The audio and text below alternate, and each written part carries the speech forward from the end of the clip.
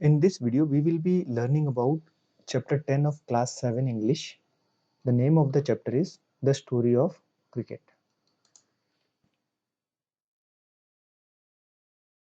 तो the story of cricket जो cricket का गेम होता है उसके बारे में उसकी हिस्ट्री है बेसिकली, यानी क्रिकेट का इतिहास। तो आइए हम चैप्टर को पढ़ने से पहले इसका जो बिफोर यू रीड भूमिका है वो पढ़ लेते हैं। Sport is an integral part of a healthy life. जो हमारी स्वस्थ जीवन है, हेल्दी का मतलब होता है स्वस्थ जीवन, हेल्दी लाइफ। इंटीग्रल का मीनिंग होता है बहुत ही जरूरी, और पार्ट का मतलब होता है हिस्सा। स्पोर्ट का मतलब होता है गेम। तो जो गेम्स हैं यानी खेल जो हैं वो हमारी स्वस्थ जीवन का जरूरी हिस्सा है। It is one way in which we amuse ourselves, compete with each other and stay fit।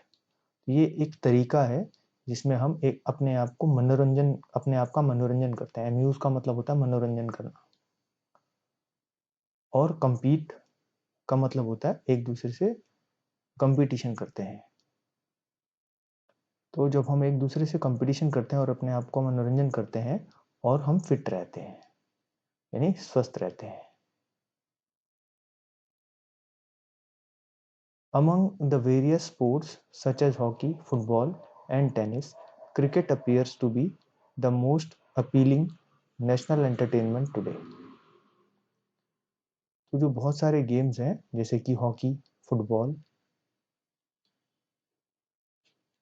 Tennis, cricket, जो क्रिकेट गेम है वो सबसे ज्यादा आकर्षित करता है लोगों को अपनी तरफ। अपीलिंग का मतलब होता है आकर्षित करना। तो अपने आप को लोगों को अपनी तरफ आकर्षित करता है क्रिकेट जो है।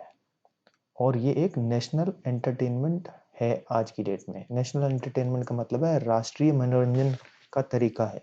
लोग क्रिकेट खेलकर और क्रिकेट को देखकर अपना मनोरंजन करते हैं। How much do we really know about the game called cricket. तो अब हमको ये सोचना है कि हमें कितना पता है क्रिकेट के बारे में। जो गेम है क्रिकेट उसके बारे में हमें कितना पता है। तो आइए अब हम स्टोरी पढ़ते हैं क्रिकेट की। चैप्टर में पार्ट 1 पढ़ते हैं। Cricket grew out of the many stick and ball games played in England 500 years ago।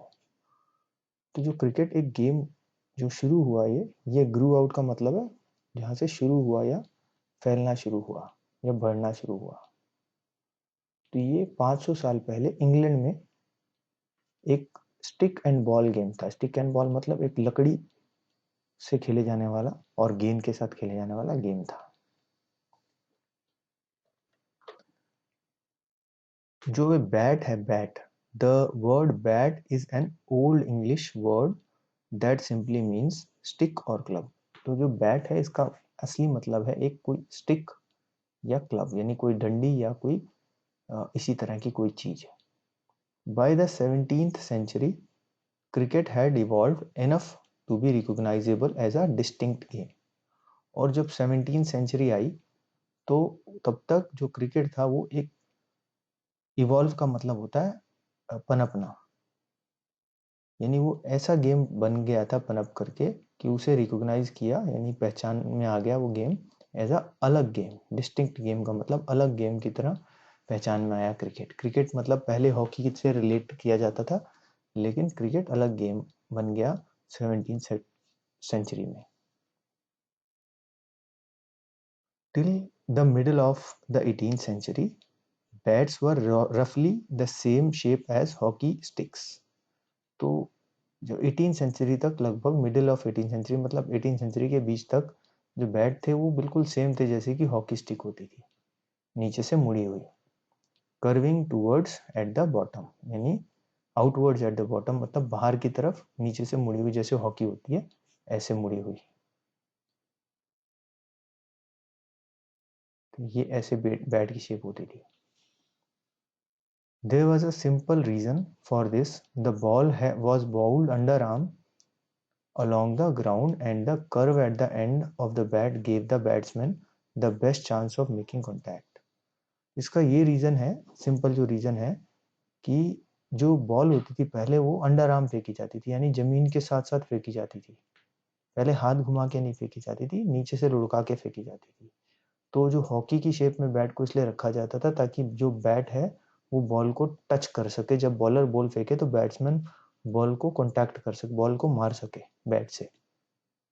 One of the peculiarities of cricket is that a test match can go on for 5 days and still end। यानी एक peculiarity का मतलब होता है अलग चीज। जो cricket है उसके बारे में एक अलग चीज ये है कि एक टेस्ट मैच जो 5 दिन तक खेला जाता है उसके बाद में भी वो ड्रॉ हो सकता है, still and in a draw, in a draw. मतलब ड्रॉ का मतलब होता है कि उसका कोई रिजल्ट ना आए 5 दिन के बाद भी, ना कोई हारे ना कोई जीते। तो एक टेस्ट मैच 5 दिन तक खेला जाता है जो क्रिकेट का होता है, और उसमें फिर 5 दिन के बाद भी कई बार ऐसा होता है कि उसमें कोई रिजल्ट नहीं आता है, ना कोई हारता है ना कोई जीतता है, और गेम ऐसे ही खत्म हो जाता है बिना हार जीत के। तो no other modern team sports takes even half as much time as to complete. जो आजकल के कोई भी गेम है उन गेम्स में, जैसे हॉकी, फुटबॉल या कोई भी गेम है, उनमें इसका आधा टाइम भी नहीं लगता गेम को खत्म करने में। अ football match is generally over in an hour and a half. तो एक फुटबॉल मैच अगर हम खेलें तो ज्यादातर, जनरली का मतलब ज्यादातर, 1 और 1.5 घंटे में खत्म हो जाता है। 1.5 का मतलब होता है 1.5 घंटा। Even baseball completes 9 innings in less than half the time that it takes to play a limited overs match. The shortened version of modern cricket। तो जो एक बेसबॉल एक गेम होता है जो अमेरिका में खेला जाता है, उसमें 9 इनिंग्स खेली जाती हैं, 9 बार वो खेली जाती है, दोनों टीमें खेलती हैं। और फिर भी वो मैच जो है वो, जो एक दिन में लिमिटेड ओवर का मैच होता है, यानी 50 ओवर का मैच जो एक दिन में वनडे मैच होता है, उसके भी आधे, यानी आधे दिन में बेसबॉल का मैच भी अच्छे से खत्म हो जाता है। Another curious characteristic of cricket is that the length of the pitch is specified 22 yards, but the size or shape,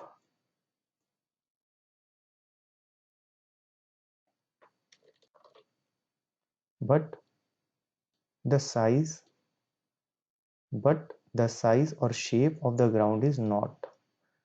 एक अलग जानने वाली चीज और भी है क्रिकेट के बारे में कि उसकी जो पिच होती है जहां पर मैच खेला जाता है, जहां बैट्समैन खेलता है और बॉलर बॉल करता है, वो सिर्फ 22 यार्ड्स की होती है, यानी 22 कदम की।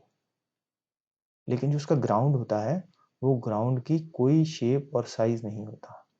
जैसे मान लिया ये ग्राउंड, ये एक पिच है जहां पर बैट्समैन और बॉलर बॉल करता है और बैट्समैन खेलता है। यहाँ पर बैट्समैन खेल रहा है और यहाँ से बॉलर बॉल कर रहा है, लेकिन ग्राउंड बहुत बड़ा होता है ऐसे, और ग्राउंड का कोई साइज निर्धारित नहीं है और उसकी शेप भी। आगे पढ़ेंगे हम तो हमें समझ में आएगा। Most other team sports such as hockey and football lay down the dimensions of the playing area. बाकी जो गेम होते हैं जैसे हॉकी, फुटबॉल, उनमें क्लियर है कि जो ग्राउंड है, जो प्लेइंग एरिया जहां पर खेला जाएगा ये मैच, उसकी क्लियर डायमेंशन होती हैं। डायमेंशन मतलब उसकी माप होती है, निश्चित माप होती है, बिल्कुल एकदम मेजरमेंट, कि ये 100 फीट बाय 100 फीट का होगा या 200 मीटर बाय 100 मीटर का होगा, इस तरह से होगा। लेकिन क्रिकेट की कोई ग्राउंड की मेजरमेंट नहीं होती।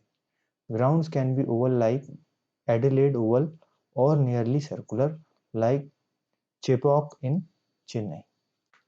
तो एडिलेड एक ग्राउंड है जो कि ऑस्ट्रेलिया में है, उसमें एडिलेड में एक स्टेडियम है, ये एक शहर है एडिलेड, उसमें एक ओवल स्टेडियम है, जो ऐसा स्टेडियम है, ओवल शेप का, गोल नहीं है। और जो चेपोक चेन्नई में है, उनका स्टेडियम बिल्कुल सर्कुलर है, बिल्कुल गोल है एकदम, जैसे ऐसा गोल है बिल्कुल एकदम। तो कोई भी शेप का ग्राउंड हो सकता है। A six at the Melbourne cricket ground needs to clear much more ground than it does at Firozshah Kotla in Delhi। तो अगर किसी ने प्लेयर को छक्का मारना है मेलबॉर्न क्रिकेट ग्राउंड में, जो कि मेलबॉर्न एक और ऑस्ट्रेलिया का बड़ा ग्राउंड है, तो वहां पर वो जो है बहुत एरिया कवर करना पड़ता है क्योंकि बड़ा ग्राउंड है। लेकिन जो एक फिरोजशाह कोटला मैदान है दिल्ली में, स्टेडियम है, उसमें अगर सिक्सर मारना है तो बैट्समैन बिल्कुल आराम से भी छक्का मार सकता है, क्योंकि वो ग्राउंड बहुत छोटा है। तो इसमें क्रिकेट में जो ग्राउंड की लेंथ और ब्रेथ से कोई फर्क नहीं पड़ता है, बस पिच 22 यार्ड्स की होनी चाहिए, यानी 22 कदम की। There is a historical reason behind both these oddities. तो जो ये दोनों अलग चीजें हैं, अलगपन है, ऑडिटीज का मतलब होता है अलगपन। ये जो अलग चीजें हैं क्रिकेट के बारे में, दोनों चीजें कि, तो ये इनका कोई हिस्टोरिकल रीजन है, यानी कोई जो हिस्ट्री से रिलेटेड रीजन है, यानी ऐतिहासिक रीजन है।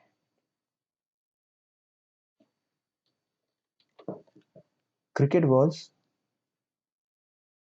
cricket was the earliest modern team sport to be codified। जो क्रिकेट था वो सबसे पहला मॉडर्न जो क्रिकेट था, मॉडर्न स्पोर्ट था, गेम था, वो उसके नियम लिखे गए थे। सबसे पहला जो क्रिकेट था वो सबसे पहला मॉडर्न गेम था जिसके जो नियम थे, लॉज थे, वो लिखे गए थे। कोडिफाइड का मतलब है जो रूल लिखे गए। तो क्रिकेट के रूल्स बहुत पहले लिखे गए थे, वो सबसे पहला गेम था जिसके रूल लिखे हुए थे, ये डिसाइडेड थे कि ऐसे खेला जाएगा। The first written laws of cricket were drawn up in 1744। तो जो जो पहले रूल बने थे सबसे पहले, वो 1744 में बने गए थे। 1744 में बने गए थे। दे stated the principal shall choose from amongst the gentlemen present 2 umpires who shall absolutely decide all disputes। तो प्रिंसिपल्स का मतलब है कैप्टन्स। तो जो ये प्रिंसिपल, दोनों जो कैप्टन होते थे टीमों के, वो खुद ही चुनते थे। जो जितने भी लोग प्रेजेंट होते थे उनमें से 2 लोगों को चुना जाता था जिन्हें अंपायर बनाया जाता था। अंपायर वो लोग जो कि निर्णय देते थे, यानी डिसीजन देते थे, कौन आउट है, 4 है या 6 हुआ है, जैसे अंपायर होते हैं। तो वो वही सब चीज को, सारे डिस्प्यूट्स को, यानी जितने भी उनके द्वंद होते हैं, जितनी भी बातें होती हैं, उन सबका डिसीजन जो है वो अंपायर देते थे। तो ये 1744 में रूल लिखा गया था। The stumps must be 22 inches high and the bail across them 6 inches. तो जो स्टंप्स होती हैं, जो विकेट होती थी, वो विकेट की जो लेंथ होती है, हाइट जो होती है, वो 22 इंचेस होती है। और जो जो बेल्स होती थी, बेल एक एक गिल्ली के आकार की चीज होती है जिसे विकेट के ऊपर रखा जाता है, 2 विकेट्स के ऊपर, इस तरह से। ये जो है, इसका साइज 6 इंच होता था। 6 इंच। ये 22 इंच की हाइट होती थी विकेट्स की, और बेल की लेंथ 6 इंच होती थी। The ball must be between 5 and 6 ounces। तो जो बॉल होती थी लेदर वाली, उसका जो वेट होता था, वजन, वो 5 से 6 औंस होता था। औंस का मतलब होता है 30 ग्राम ऑलमोस्ट 16। तो जो बॉल होती थी लेदर की बॉल, उसका वेट जो होता था 5 to 6 औंस होना चाहिए, यानी, और ये औंस जो होता है ये 28 ग्राम्स के आसपास होता है। And 2 sets of stumps 22 yards apart.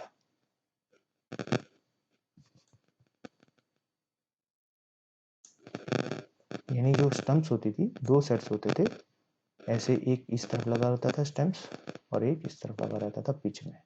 और ये पिच की जो लेंथ होती थी वो 22 यार्ड्स होती थी।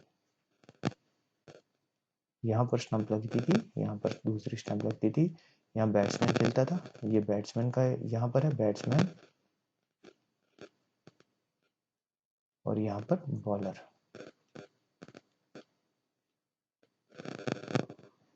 तो यहाँ बॉलर बॉल करता है और बैट्समैन बैट खेलता है, और इनके बीच का डिस्टेंस है 22 yards. The world's first cricket club was formed in Hambledon in 1760 and the Melbourne Cricket Club was found in 1787. तो जो वर्ल्ड का यानी संसार का सबसे पहला क्रिकेट क्लब बना था, फर्स्ट क्रिकेट क्लब, वो हेम्बल्डन एक जगह है, वहाँ 1760 में बना था। और मेलबॉर्न ऑस्ट्रेलिया में है, वहाँ 1787 में बना था cricket club, Melbourne cricket club, उसको एमसीसी भी कहते हैं। During the 1760s and 1770s, it became common to pitch the ball through the air rather than roll it along the ground. तो 1760 में और 1770s में जो बॉल पहले हम अंडर आर्म फेंकते थे बिल्कुल ग्राउंड के साथ लगा करके, फिर उसको हमने एयर में फेंकना शुरू कर दिया, यानी हाथ घुमा के। This change gave bowlers the option to of length deception through the air. तो लेंथ का मतलब है the distance from the batsman at which the ball pitches. तो जब ये चेंज हुआ, बॉल को पहले जमीन पे फेंकते थे, जमीन से लुढ़का के फेंकते थे, लेकिन 1760 और 70 के बीच में बॉल को हाथ एयर में यानी हवा में ऊपर से फेंकना शुरू कर दिया, हाथ घुमा के, जैसे आजकल फेंका जाता है। तो इससे क्या हुआ, जो बॉलर को एक तो टप्पा डालने का मौका मिल गया, यानी वो बॉलर के सामने, बैट्समैन के सामने कहीं टप्पा डाल सकता है बॉल को, और दूसरा बॉल को घुमा सकता है, यानी डिसेप्शन, यानी उसको थोड़ा सा बॉल को इस तरह से फेंकेगा कि थोड़ा बैट्समैन को पता ना चले, उसको बोलते हैं डिसेप्शन। प्लस इंक्रीज्ड पेस, यानी अब वो बॉलर जो है हाथ घुमा के बॉल फेंकता है तो उससे बॉल की स्पीड बढ़ गई, बॉल तेजी से जाती है बैट्समैन के पास। It also open new possibilities for spin and swing. तो जब बॉल ऊपर से हाथ से घुमा करके फेंकी गई तो उसमें स्पिन करने का भी मौका मिल गया बॉलर को, और स्विंग करने का भी। स्पिन मतलब होती है स्लो बॉल होती है, आपने देखी होगी, जो स्पिन करते हैं बॉल को, घुमाते हैं इस तरह से कि वो जब बॉल टप्पा खाती है उसके बाद में घूमती है। और स्विंग होती है जब बॉल फेंकी जाती है तो हवामयी बॉल थोड़ी घूमती है, उसको स्विंग बोलते हैं। In response batsman had to master timing and shot selection. और जो बैट्समैन थे उनको जो है बॉल के आने की टाइमिंग की काबिलियत सीखनी पड़ी कि कब आएगी और कब उस पर हिट करना चाहिए, उसको बोलेंगे मास्टर टाइमिंग्स, मतलब टाइमिंग को मास्टर करना पड़ा। और शॉट सिलेक्शन, यानी कि किस तरह से शॉट मारनी है उसका निर्णय लेना होगा।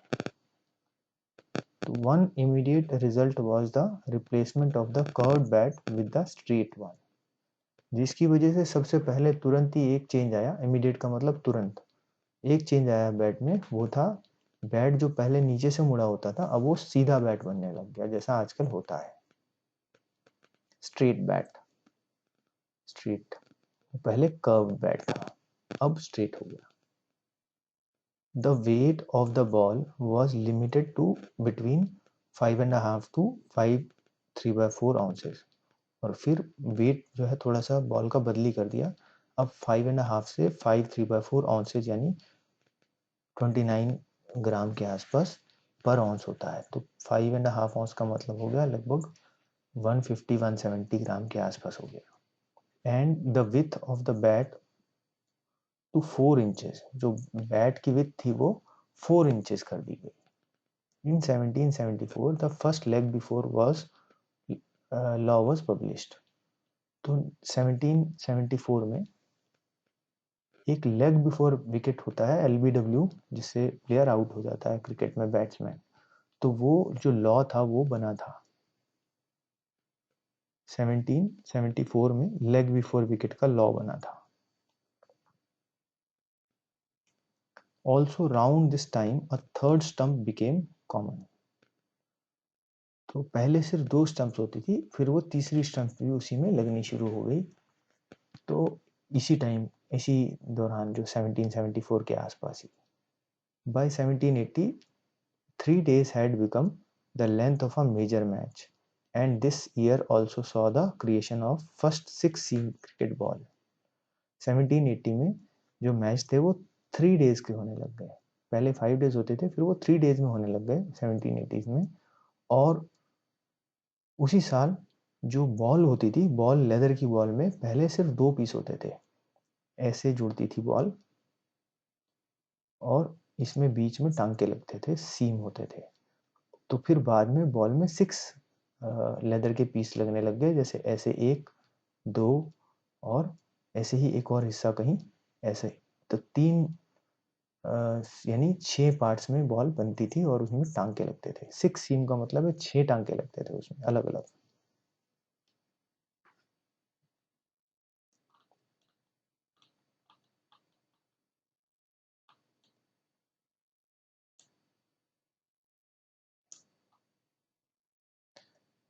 If you look at the game's equipment, you can see how cricket both changed with changing times and yet fundamentally remained true to its origin in rural England.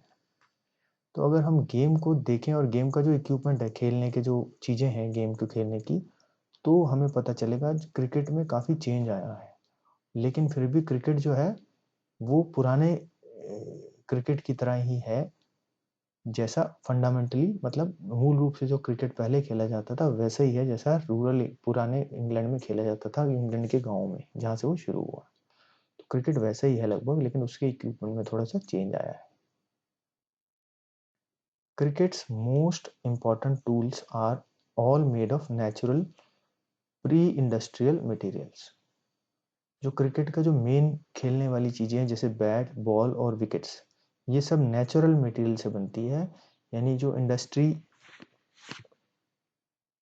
Artificial material नहीं है वो। जैसे bat, the bat is made with leather, twine and cork.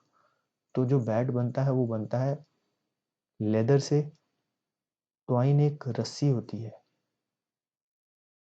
एक धागा होता है, मजबूत धागा, और कॉर्क एक जो कार्बन का कॉर्क होता है, वो हमने देखा हुआ है लकड़ी का कॉर्क, वो कॉर्क को मिला करके बनाते हैं। Even today both bat and ball are handmade, not industrially manufactured. आज भी जो बैट है और बॉल है, दोनों के दोनों हाथ से बनाए जाते हैं, हैंडमेड है, और इंडस्ट्री में उसको मशीनों से नहीं बनाया जाता। The material of the bat changed slightly over time. तो जो मटेरियल है बैट का, उसमें थोड़ा सा चेंज आया है समय के अनुसार। Once it was cut out in a single piece of wood, now it consist of 2 pieces, the blade which is made out of the wood of the willow tree, and the handle which is made out of cane that became available as European colonialists and trading companies established themselves in Asia. तो सबसे पहले जो जो bat में change आया, वो bat में change ये आया कि पहले वो एक पीस से बनता था, सिंगल वुड पीस से बनता था, यानी उसका जो हैंडल होता था और पूरा बैट एक ही पीस लकड़ी से बनता था।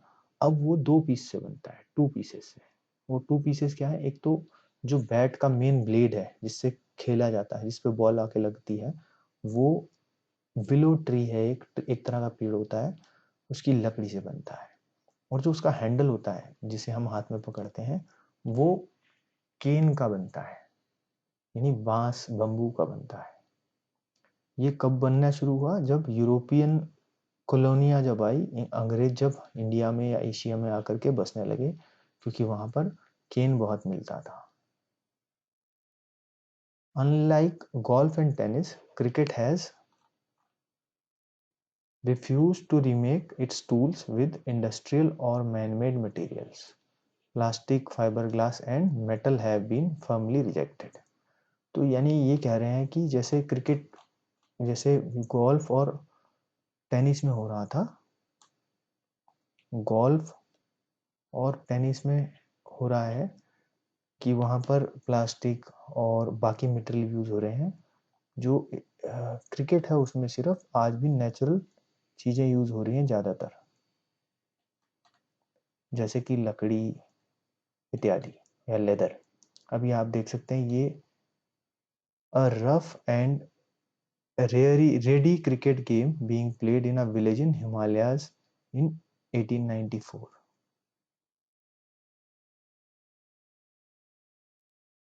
Notice the homemade wicket and bat carved out of rough bits of would.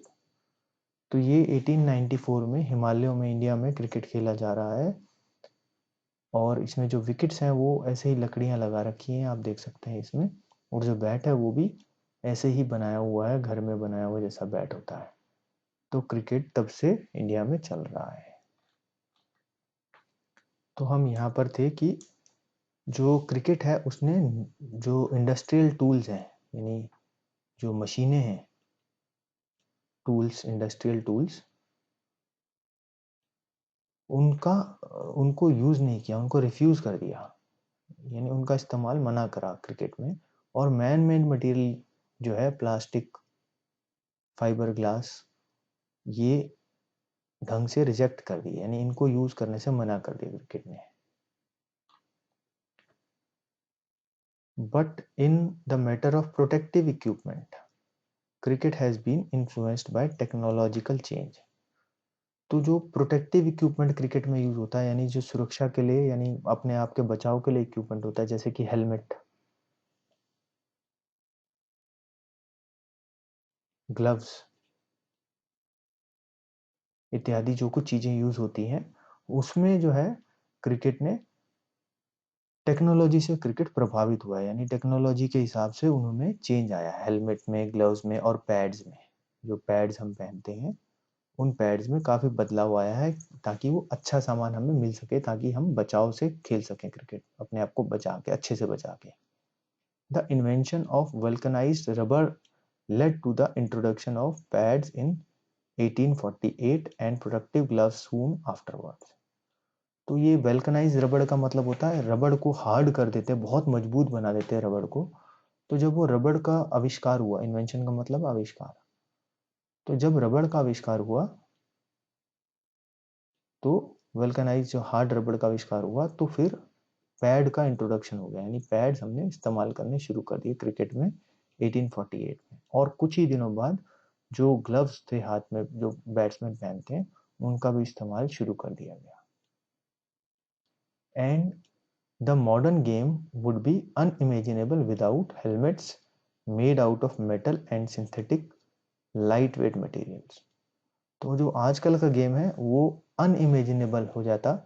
Unimaginable का मतलब है जिसकी कल्पना भी नहीं की जा सकती बिना हेलमेट के, जो कि मेटल से बनता है या फिर सिंथेटिक लाइट वेट मटेरियल से, यानी कि जो प्लास्टिक इत्यादि जो भी मजबूत मटेरियल होता है उनसे हेलमेट बनते हैं, जिनको पहनना जरूरी हो जाता है, क्योंकि गेंद बहुत तेज आती है जब हम खेलते हैं क्रिकेट तो, और लेदर की बॉल होती है, उससे नुकसान हो सकता है, इसलिए हेलमेट पहनना जरूरी हो जाता है।